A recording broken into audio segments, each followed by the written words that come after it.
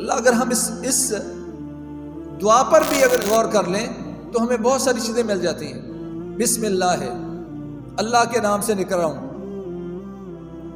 ہم نے بسم اللہ کی اہمیت کو شاید سمجھا ہی نہیں. رسول اللہ صلی اللہ علیہ وسلم شاہ فرماتے ہیں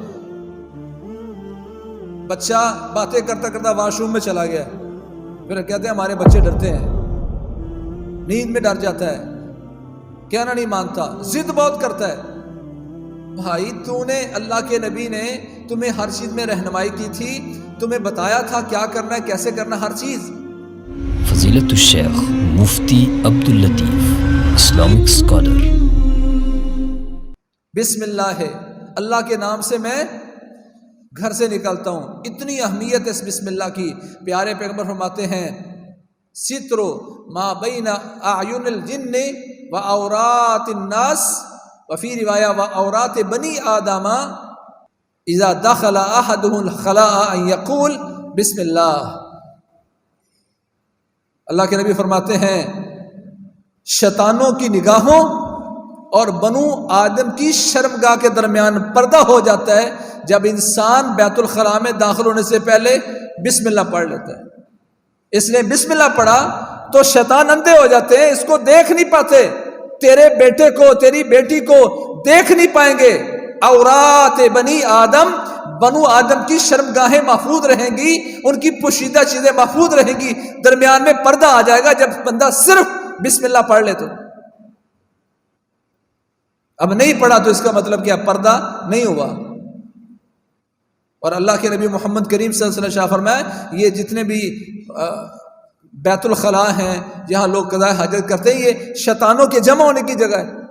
اسی لیے سکھایا گیا کہ اللہم انی اعوذ بک من الخبث والخبائث، یہ پڑھ کے داخل ہونا ہے. لیکن اس سے پہلے فرمایا بسم اللہ کسی نے پڑھ لیا ستر ما بین اعین الجن و عورات بنی آدم اذا دخل احدهم الخلاء ان یقول بسم اللہ. بسم اللہ پڑھ لیا تو فرمایا شیطانوں اور بنو آدم کی شرمگاہ اور ان کی پوشیدہ چیزوں کے درمیان اللہ پردہ حائل کر دیتا ہے، شیطان دیکھ ہی نہیں پاتے. رسول اللہ صلی اللہ علیہ وسلم سواری پر تھے، آپ کے پیچھے ایک صحابی بیٹھے ہوئے تھے، وہ سواری لڑکھڑائی تو اس صحابی نے کہا تعس الشیطان، برباد ہو شیطان. آپ نے فرمایا لا تقل تعس الشیطان، میرے صحابی یہ مت کہنا کہ شیطان برباد ہو گیا. جب تو یہ کہتا ہے نا فَإِذَا قُلْتَ ذَلِكَ تَعَاظَمَ الشَّيْطَانُ حَتَّى يَكُونَ مِثْلَ الْبَيْتِ، جب تو یہ جملہ کہتا ہے نا کہ شیطان برباد ہو جائے تو وہ پھول پھول کے اتنا بڑا ہو جاتا ہے کہ ایک گھر جتنا بڑا ہو جاتا ہے. سمجھتا ہے میری وجہ سے دیکھو یہ سواری کرنے لگی تھی، میں اتنا طاقتور ہوں، میری وجہ سے ایسا ہوا. فرمایا یہ مت کہہ، بلکہ کیا کہہ؟ بسم اللہ پڑھ. فَإِذَا قُلْتَ ذَلِكَ تَصَاغَرَ حَتَّى يَكُونَ مثل الذباب، کہا تو یہ کہنے کے بجائے اگر بسم اللہ پڑھے گا تو فرمایا وہ اتنا چھوٹا ہو جاتا ہے، چھوٹا ہوتے ہوتے مکھی جتنا رہ جاتا ہے، بے وقت رہتا ہے. آج ہم شیطان کو گھر جتنا بناتے ہیں، محل جتنا بناتے ہیں، مکھی جیسا نہیں بناتے. اور ہمارے بچوں میں یہ عادت ہو گئی ہے، کوئی مسئلہ ہو ہم کہتے ہیں شٹ. عربی میں جو ڈاکومنٹری آ رہی ہے کسی نے اگر کہا ہو شٹ تو اس پہ لکھتے ہیں اللہ آنا،